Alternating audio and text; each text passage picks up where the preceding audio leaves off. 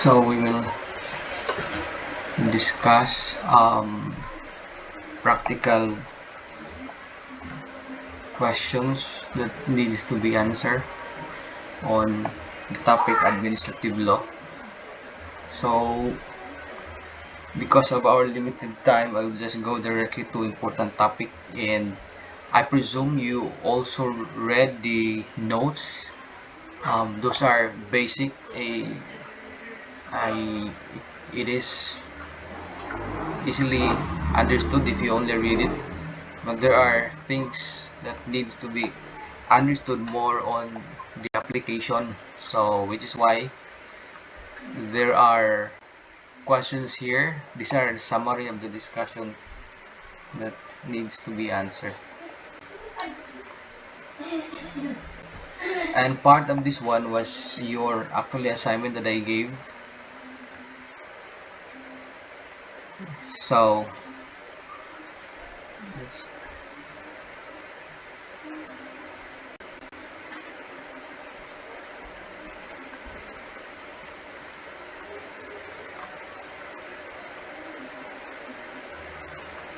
so these are very common questions that will be asked in the subject. Okay, I'll go to the questions here. This is on the presumption that you already read some of the topic up there at the top, and these are just a review. So if you only read that one, probably you can answer some of the questions here, like for this one. What you describe fails under conflict of interest and anti-graft laws in the Philippines.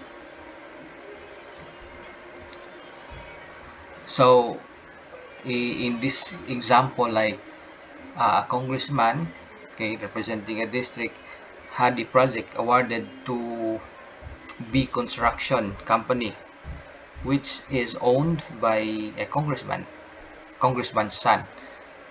Okay, this is very practical. In fact, this is happening right now, and we would probably answer the queries on what would happen if the contractor or if the congressman awarded the bidding, or the DPWH awarded bidding to the company owned by the son of a congressman. So what what is the crime committed, or what will happen?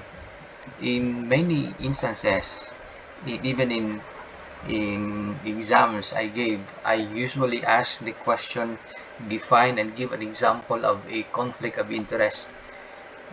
Countless times, wherever you are in organizations, you have the common problem is the question on conflict of interest.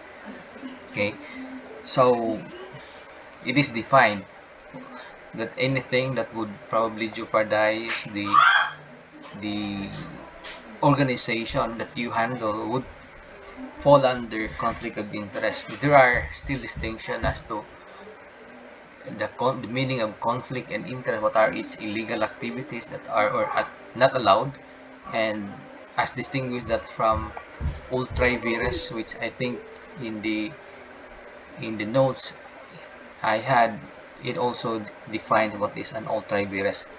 Now, what is in that example? What is the crime committed? So a possible crime would be that it discovers Republic Act 3019, okay, or the Anti-Graft and Corrupt Practices Act, and its particular section that is violated is section 3, paragraph H, okay, specifically prohibits a public officer from directly or indirectly having financial or pecuniary interest in any business, contract, or transaction in connection with which he intervenes or takes part in his official capacity, or in which he is prohibited by law from having any interest. If you recall as well, in the provisions of Article 6, or the legislative body or legislative department, there are prohibited activities or even works where the members of the House of Representatives should or is prohibited. Okay, one of that is when there is a possible conflict of interest, and that is the reason why at the time they assume office, they have to submit the SALN. Okay, they have also to disclose any possible conflict of interest. So let's say you are a congressman and you had a bill pending, and then that bill would affect your business, like you will benefit from that business. Okay, that is illegal. Okay, that is a violation of Anti-Graft and Corrupt Practices Act. There are prohibitions prohibitions in that Republic Act, and that's why you really have to read. I'm only focusing on the specific violation of that example, okay, of the case. So that violates Section 3, Paragraph H of Republic Act 1319 or Anti-Graft and Corrupt Practices Act. I will not be discussing all of it, okay? I presume you read that, more so that some of you are working also in government. So you should know what are those prohibited acts. So in our example, this is a violation of Section 3 of RA 1319. Okay, since the congressman is a position to influence the awarding of government projects, the company belongs to his son, a relative within the 4th civil degree. Okay, this is a clear conflict of interest. Do you know how to count the 4th civil degree? Now, this is how you're going to count the conflict of the 4th civil degree. In the civil service, what is prohibited is up to 4th civil degree, but in the local government code, the mayor is prohibited only up to 3rd civil degree in the local government. This one, the 4th civil degree, applies to civil service. Okay, but in the local government, in the local level, the prohibition is only up to 3rd civil degree. So you take note of that, because there may be a question that will be asked, and the person appointed, this even include in nepotism, okay, that the prohibition of the 3rd civil degree applies only to local government units, but in the civil service, it's up to 4th civil degree. Now, how to count? You have to go first to your common ancestor. Between you and your brother or siblings, that is to the civil degree. That is to the civil degree. Why? You go first to your father or parents, that's 1. Then from your parents to your brother or sister or sibling, that's 2. So meaning, your brother, if you appoint your brother, if you are a congressman, in any position, that is prohibited under nepotism, because that is within the second civil degree. Okay, so how about 3rd civil degree? Let's say from you to your uncle, what's the degree? So from you to your father, that's 1. From your father to your grandfather or grandparents, the 2nd. From your grandparents to your uncle or the brother of your father or brother is 3rd. Okay, that is what is prohibited within the local government. But in the civil service, what is prohibited is up to 4th civil degree. Okay, so from your uncle to your cousin, that is 4th already. 1 to your father, to your grandparent, to your grandparent. 2nd, from your grandparent to your uncle. 3rd, from your uncle to your cousin. Your first cousin is your 4th civil degree. Okay, so it's called first cousin in layman's term, but in legal term, that is your 4th civil degree of consanguinity. that is also not allowed within that fourth civil degree. Like, but your niece already, the son or daughter of that cousin you have, that's already fifth, so it's no longer within the fourth civil degree. So you can appoint them, or if they own a company, then it is not within within the term conflict of interest. Now, even judges are not allowed to handle, or they should prohibit if uh, they think the relationship would taint their judgment, or they will become biased. Okay, so that is within the fourth civil degree. So what is not allowed in the local government is within the third civil degree. So the mayor can appoint within that up to third, prohibited within the third civil degree, but can appoint up to fourth civil degree. Now, is it important? Yes, it's important, because if you're going to appoint within that fourth civil degree in the national, since you are the appointing authority, or you had the influence over the person, then they that falls under nepotism.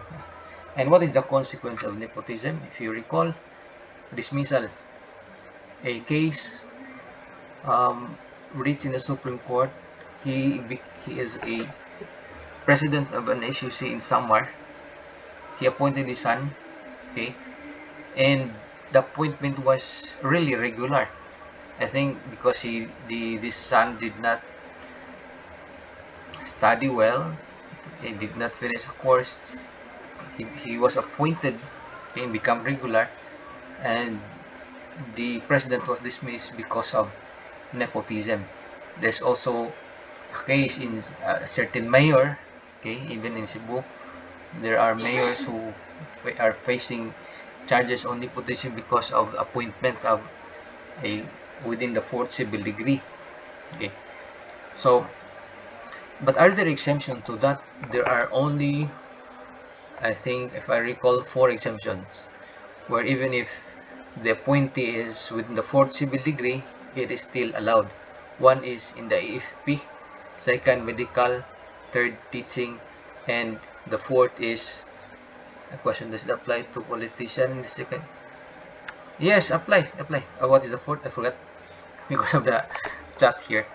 Um, the fourth is confidential employee. Okay, exemption, like if the appointee is only a a confidential, like secretary, it is allowed. Okay, so those are the 4 exemptions in the nepotism law. So a question here is, I recall, does this apply, sir, to politicians who have second families? What do you mean by second family? Are they also married? That's even prohibited if they have second family. We only are allowed to have one family. Okay, if you have 2 families, illegitimate. You mean illegitimate, sir. Yeah, that's well. But how can you prove that he is illegitimate? It could only be a hearsay. Okay. Um, it's difficult to prove an illegitimate because in itself the marriage is illegal, or it could be that I don't know if how they became illegitimate. Okay, because generally if it's illegitimate, it's also born out of wedlock, and that is prohibited. If it is within the married, let's say he was still married and he was able to have a child to without knowledge of the wife, that's illegal. Okay. Um, if it is known by everybody, probably you have to file first a complaint for gross immorality. And by the way, the meaning of graft and corruption under Republic of 3019 doesn't only mean embezzlement of money. Okay, that also refers to character of a person. And a character of a person mean that you have to be unblemished. Okay, because if you are tainted or appears to be corrupt, meaning although you didn't get any money from that people, but as long as you practice immorality or something illegal, that is that would be falling under the definition of prohibited acts under the Anti-Graft and Corrupt Practices Act. When we say graft, it doesn't mean taking up money only. Okay, it refers to a morality of person that is so corrupt. Okay, corruption there doesn't mean that to take the money. No, it's not. It refers to character.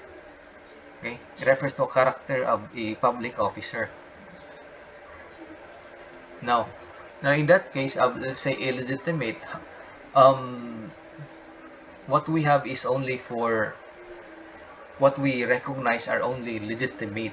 Okay, but if the child was illegitimate and there was no legal impediment to marry each other, as let's say the child was born when they were, I'm just supplying facts based on what you asked, because I cannot understand the situation how the child in your question became illegitimate.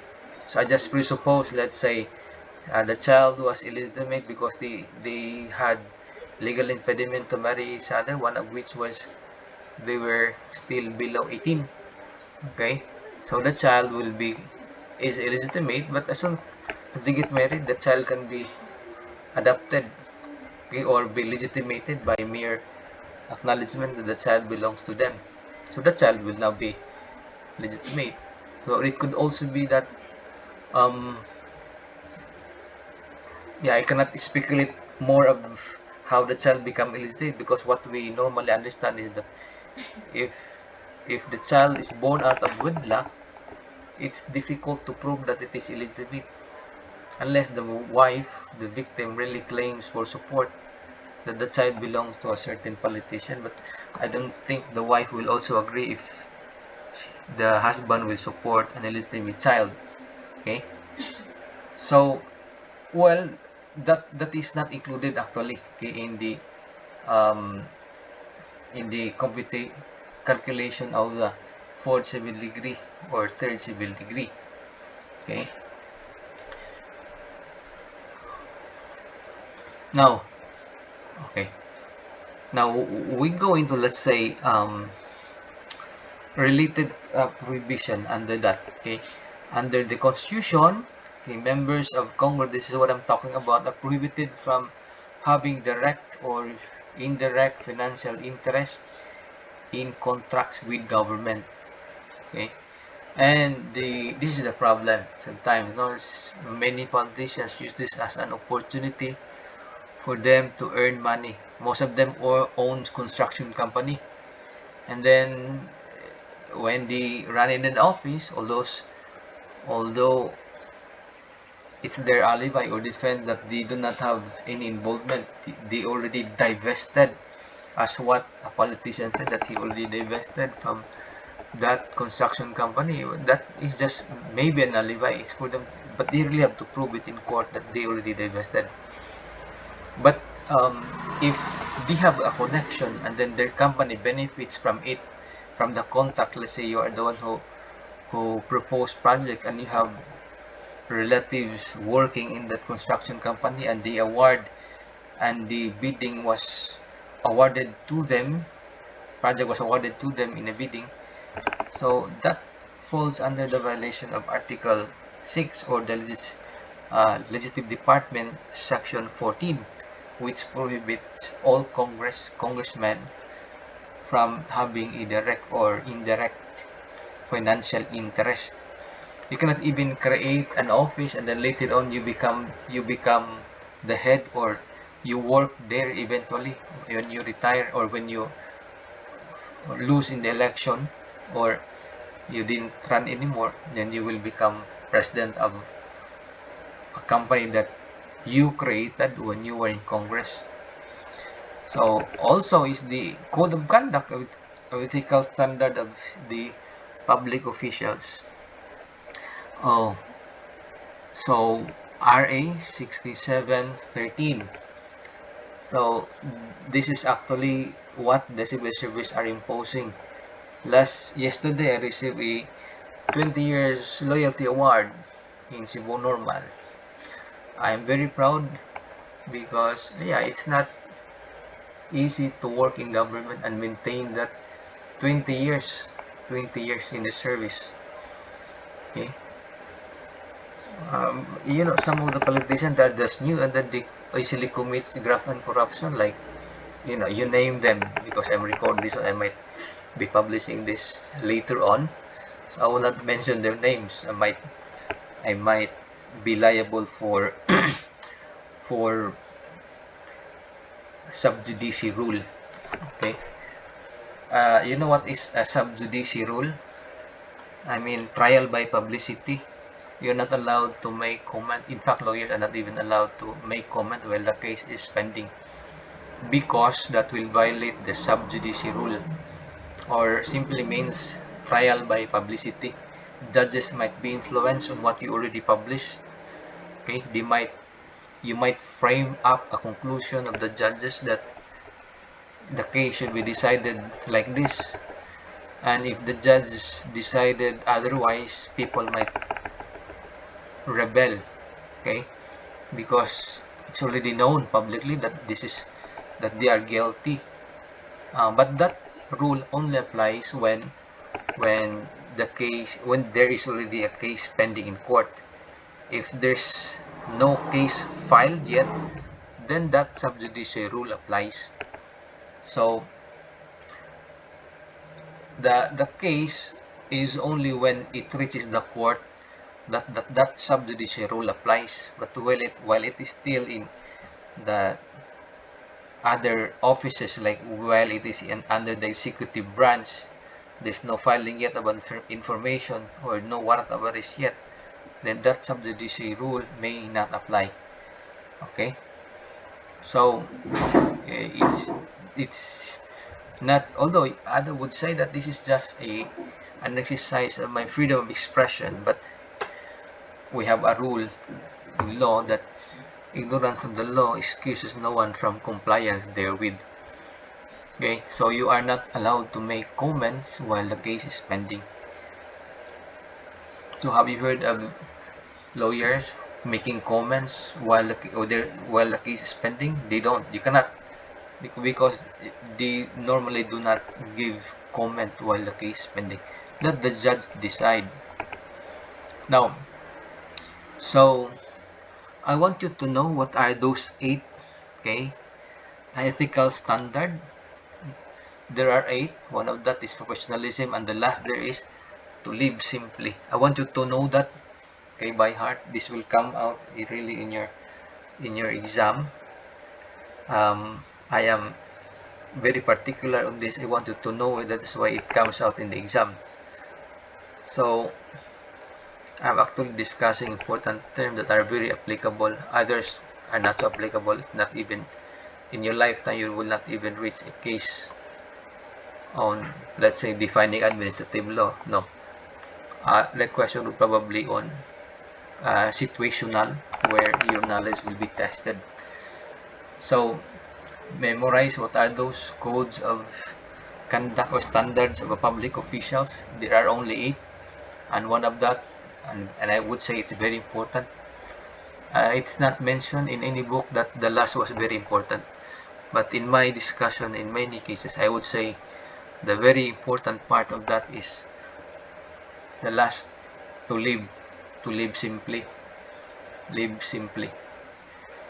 If you have so many desires, that would cause of your suffering, and that would even be the cause of all of the crimes that you might commit. Okay, now to sidetrack in explanation of my discussion, I just realized that uh, I was thinking all the while that these contractors who are into these illegal acts um, are gamblers. I would say they are partly, but they're just wise. That's the only way for them to not to be detected by the AMLA. Okay, you know, an AMLA is a simple bank connections where it detects a withdrawal a big amount, or in transactions a big amount, to the council, okay, anti-money laundering council, for possible violation of kidnap ransom, that the money was used for kidnap ransom or some illegal activities. Now, it any withdrawal or even deposit of a certain amount, okay, um, it will automatically be detected by the bank, no, by the bank, and then they are going to transmit that to the anti-money laundering council. Okay, thinking that that might be used for illegal acts. Now, what did this congressman do?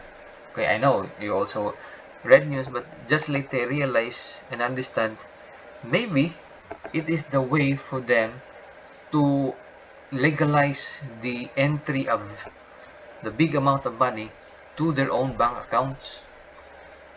Okay, it's like this, no? When they when they go into when they enter the casino, they have to replace that millions of pesos into chips, right? Only one circle. I think the brown there was. I went there once. Okay, I was not yet a government employee at that time. Okay? And the second time that I was there was, I was now unemployed, but I was only invited to eat inside the No Star. There was a restaurant, a Chinese restaurant. I went there, but I didn't. I was the restaurant was inside the casino. Okay, I know I am not allowed to go there, but it was just beside. So when you enter, you go directly beside it. Then that's where you eat. But there are prohibitions there. Government employees are not allowed. So that's why they use other names so that they will not be traced. So what they do there is that they're going to replace that to simple as a certain, what they call that. I'm not an expert of that because I've never been there for many years. The ones was again, I think 25 years ago. Okay, and the last was when I was invited. Okay, my sister's a lawyer, so invited me to eat there. So I was there not for any games. So the reason why they go there is to um, replace that, they call that circle. I don't know that, to to monetize it and put it in their bank accounts. So the money, they cannot put it directly to the bank because the AMLA will be notified. They put that, they bet it in casino, and then not all of it. They may lose, let's say, 100 million, but the rest will be um, deposited in their bank account, which is now legal. So they're really very bright. Or probably they had a contact in the casino that it will be put in their own banks. So they are also wise. Okay. So that anomaly will not be forever. So eventually it will be divulged. So in the case that I mentioned a while ago, the congressman may be criminally liable for violation of RA 3019. So I want you to read this one because some of you are government employees. All the Republic Act here. I want to really read. It's a long, I think maybe 2 pages or 3, but you really have to read it because when we work in government, sometimes we do not know that those are illegal. Okay, and the law presumes it to be known to you as part of the due process, that you cannot be punished without trial. So part of that due process was to inform you. And how? Of course, they publish it prior to law, that the law will be effective. They're going to publish it. Okay, and whether you know it or you do not know it, it's presumed that you know it. Okay, that is why you really have to know, because these are prohibited acts and there are penalties. Some of the congressmen I know do not really know that those are illegal. Okay, like I do not think these congressmen who are now famous for their illegal activities know that the what they did is actually a criminal offense. If you read the revised penal code, there are so many penalties, crimes, and you do not even think that those simple acts is already a criminal offense. Okay, so we really have to be careful. Okay, if you work in government, make sure you don't have enemy, because if you have enemy, they can easily find is violations of law or even criminal offense. Now, so along with the possible administrative and ethical sanctions under Constitution and Republic Act 6713, or the ethical standard. Now,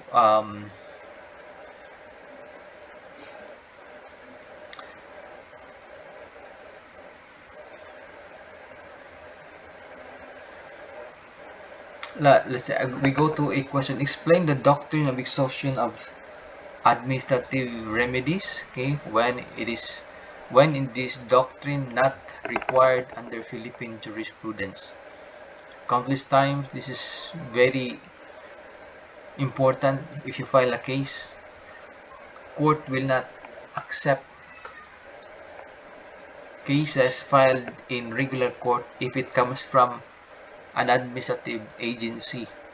Example, okay, we do not have a case, but you know the process. Let's say you, in our faculty association, there was a law, Republic Act 8688, or the law that makes Cebu Normal University, or the CNU Charter 8688, and it states there that the one who sits in the board is a federation of the alumni of the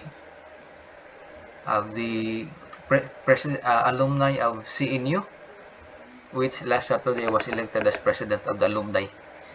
Okay, so, and then not as a, but I do not represent because there are still other campuses, and then federation of the faculty faculty association, and then president of the student federation, student association. Now, that is in the R8688, but for a longest time that was not practiced. Okay, the one who sits there is not actually a federation, but the president right now is implementing it that it should be a federation.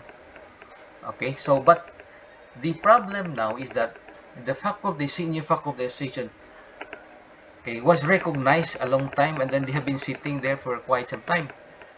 Okay, but because of the implementation that it should be a federation, and we are not yet federated, we were not able to sit in the board, okay, as board of region. So in the association, I'm also a member of the faculty association, aside from an alumna of CNU. We were not able to sit. Okay, now the question is, what should we do? The instruction of the chair is that the president should make it federated, or whether we're going to continue with the existing federation. But you know, other campuses will not allow if we just represent them. They will also claim that they should also represent, they should also have to claim for a seat in board of region. Okay, so it's now a conflict. And what is that conflict? It's a conflict of law, actually. Okay, because you know the law that governs there are two laws that governs here. One is the Republic Act 8688, which states that it must be a federation of the faculty presidents, and also and it's not yet federated. Okay, and when we say also federation, the labor which defines any labor union is a must be not less than 9 union, okay, union or groups. But in CNU, it's impractical to have 9 because we only have 3 campuses. So that's another conflict. So it's really a question of law, but the president, our president, faculty president, did not even challenge it. So I was guessing at that time that as early as that, we should probably file a TRO, or because it would be a deprivation of the rights of the faculty if we won't be represented. Okay, so we cannot go directly to court in that case as well because of the principle of exhaustion of administrative remedies. You have to exhaust first all administrative remedies, and what are those? You have to file in the uh, complaint or a letter to the said commissioner or to the board, if not to the board of to the commissioner, and if the decision is not favorable to us, then that's the time that we go to court. That explains the meaning of exhaustion of administrative remedies. You cannot go directly to court. The court will remand it or dismiss it for failure to exhaust um, all administrative remedies. Okay, so what does it mean? To explain further the meaning of that exhaustion of administrative remedies. The doctrine of exhaustion of administrative remedies means that a person aggrieved by an administrative action must first use available administrative channels or remedies before going to court. Okay, so that is that explanation of what I'm saying in that example of our faculty association.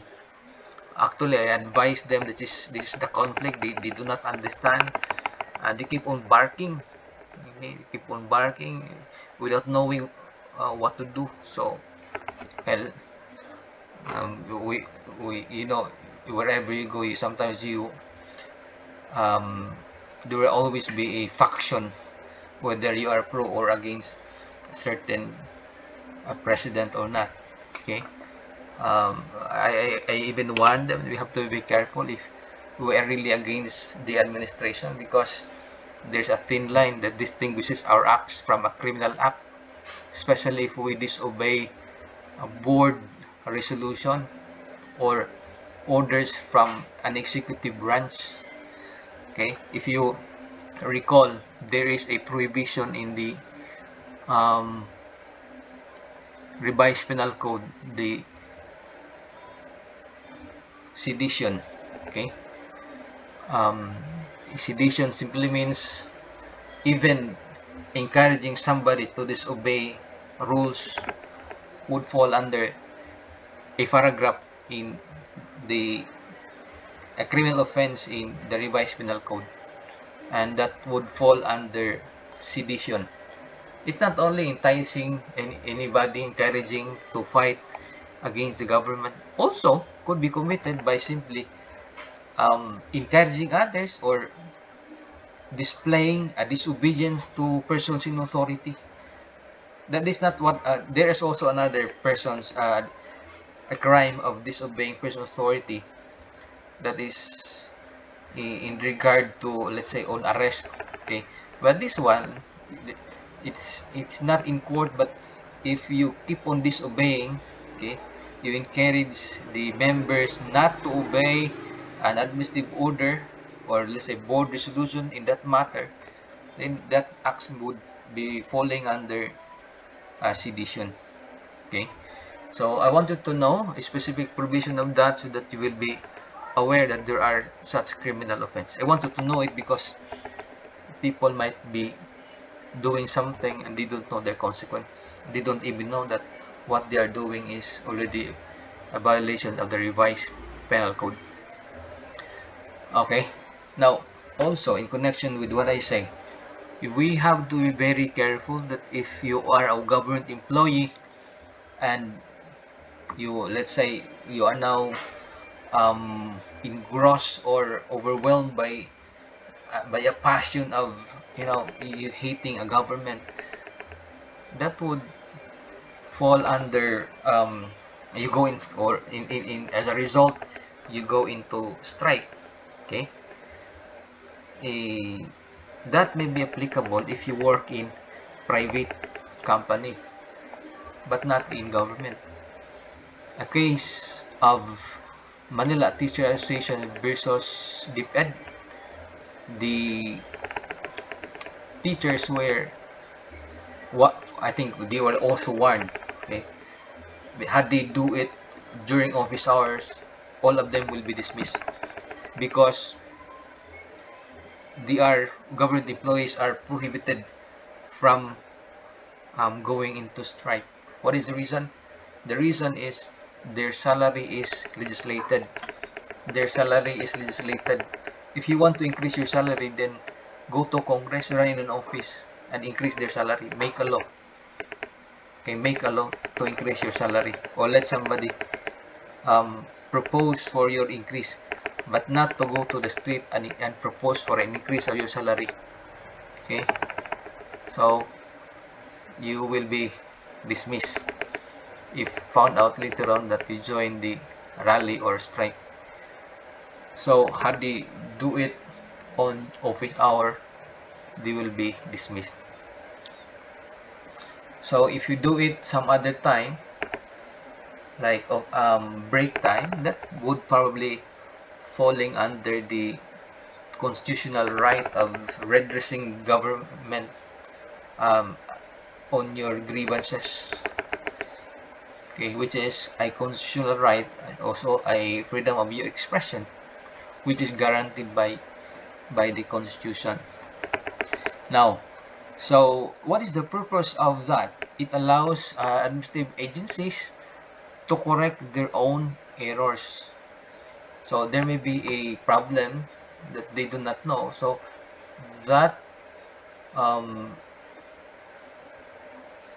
correcting first within the administrative agency or prior to entertaining it in court, it gives them a chance to correct their mistake within, okay, within the agency. It also helps court to avoid premature interference with administrative process. Another is, although it also if premature, if they intervene into the affairs of the agency. It may not be here, but as I recall in our discussion of this administrative law, is that the administrative agency are the experts of their field. Court may be probably expert in laws, but as to administration of, let's say, a school, that belongs to the administrative agency. Terms that the administrative agency use may be strange to the court. Okay, they do not even understand some of the terms that we use, let's say in agency, different agencies and government agencies. So they normally respect the decision of the administrative agencies. The only exception when it's only a question of law. Okay, it promotes efficiency and, okay, orderly administration. Okay, so there must be an adequate administrative remedy, one of which is capable of providing relief. Okay, remedy must be avoidable. Okay, and then the remedy must be exhausted, meaning that the aggrieved party must follow through all levels steps required by law or regulation. So you have to go step by step before going to court. So you have to go to the higher authority. If you don't have any recourse in the higher authority, go to the higher. Then if you don't have any recourse and you still believe that you have that right, you go to the highest. Then if you still could not find any relief, that's the time that you go to court. Okay, that's the only time. You cannot go directly if you still have remedy in the next level of administrative agency. Okay, to concretize, let's say a faculty had grievances. He appeared to the dean. He doesn't have any recourse to the dean. He goes to the BP or to the board of regent. He doesn't have any recourse. Then go to the um, yeah. I think that's the last time that you can appeal. From that, you go directly to court. Now, so what are the exemptions where exhaustion is not required? Meaning you can go directly to court. One is when the administrative remedy is inadequate or futile. And when can you say that the administrative remedy is futile? Let's say they are so biased, okay? Or in the case of, to explain this one, in the case of Duterte, okay? This is a foreign jurisprudence where accordingly one of the uh, judge of the pre-trial chamber was the one who investigate. Um, so since he was there in the investigation prior to becoming a judge in the pre-trial chamber, if he will not inhibit, then that would be a futile because his judgment will be biased already because he has already pre-knowledge of the facts. So that is what when you may go directly to higher level if that happens. Why? Because the administrative remedy would be inadequate or futile, or when the issue involves a transcendental question. Transcendental questions meaning at utmost importance, very important, that needs to be resolved right away.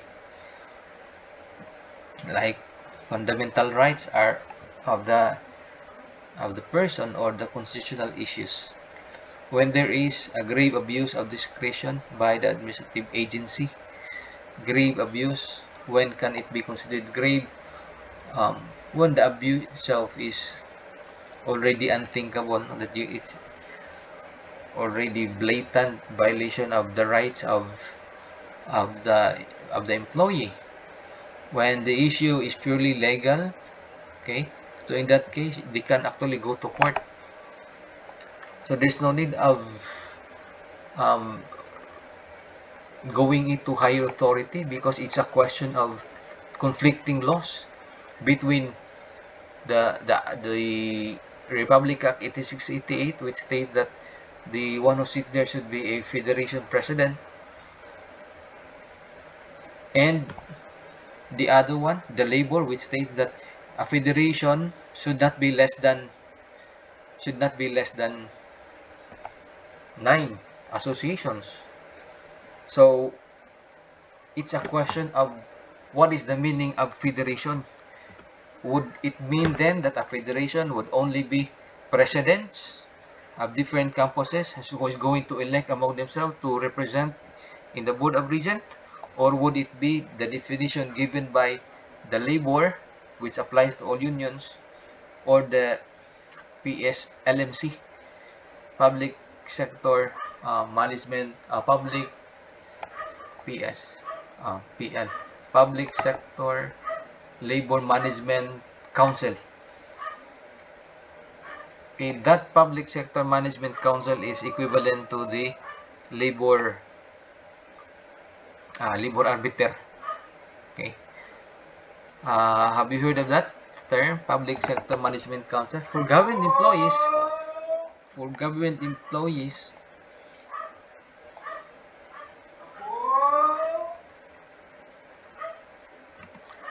we are governed by, our rights is governed by the rules on PSLMC. Okay, private sector, is governed by the labor code.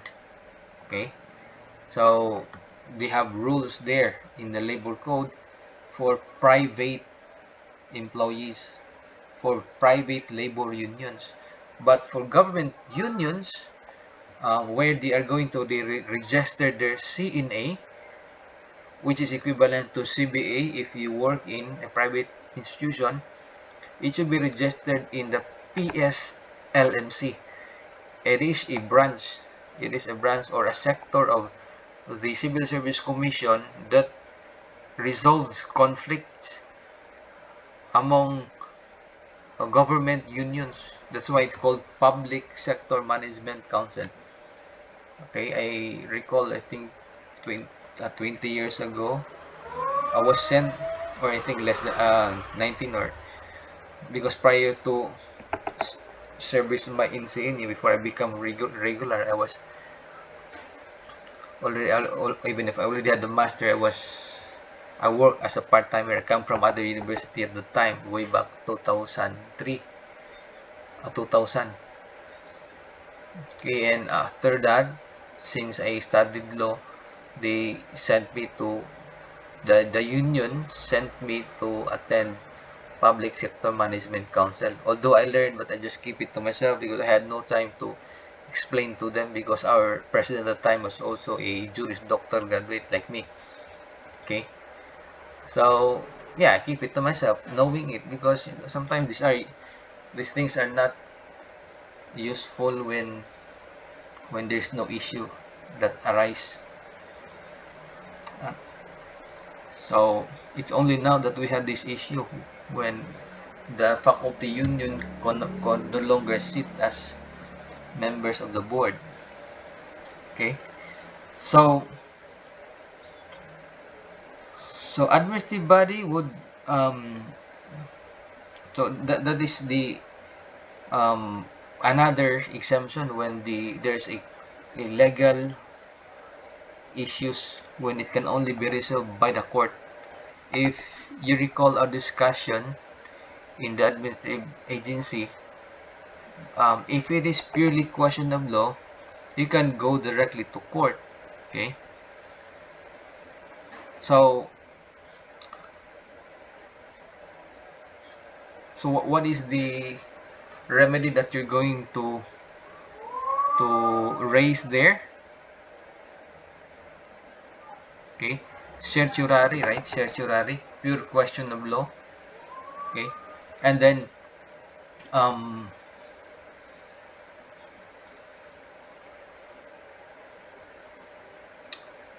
going back to the discussion, this would be linked to the discussion on the distinction of ministerial and discretionary.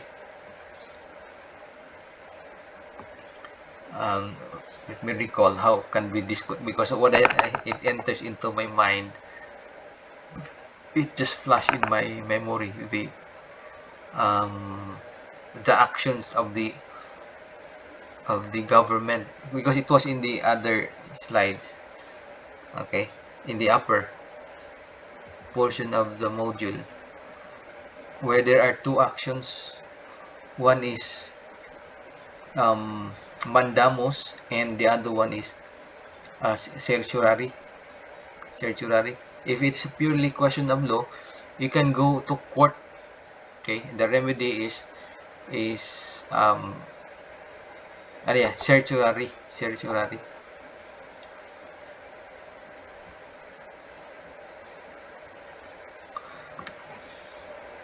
I forgot to probably discuss on mandamus and certiorari, when to file for mandamus. Okay, and that actually applies when the person in authority has no other option.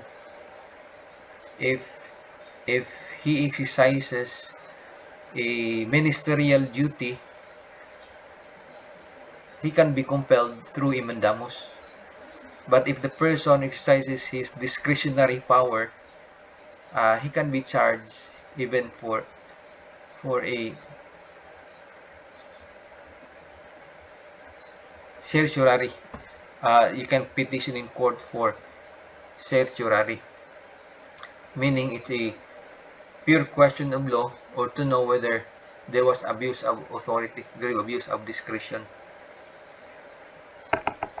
Okay, so maybe one of our discussion we're going to discuss thoroughly on the distinction, okay, and that actually explains in the case of Roble shipping, okay, versus the arrestry of Hilongos. Okay, I know maybe one of you here heard that already, okay, because every weekend you normally go to Roble shipping to buy ticket. There is a case actually that explains discretionary and mandamus. Um,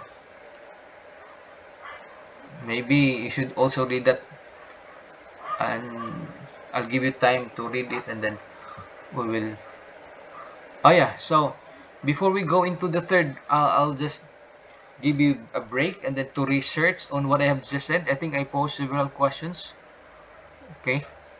Also, ito, one is you have to read right now. Well, while you have time, we're going to discuss katong sa itong anti-graft, including those discretionary and mandamus, okay, and the case of Roble, okay.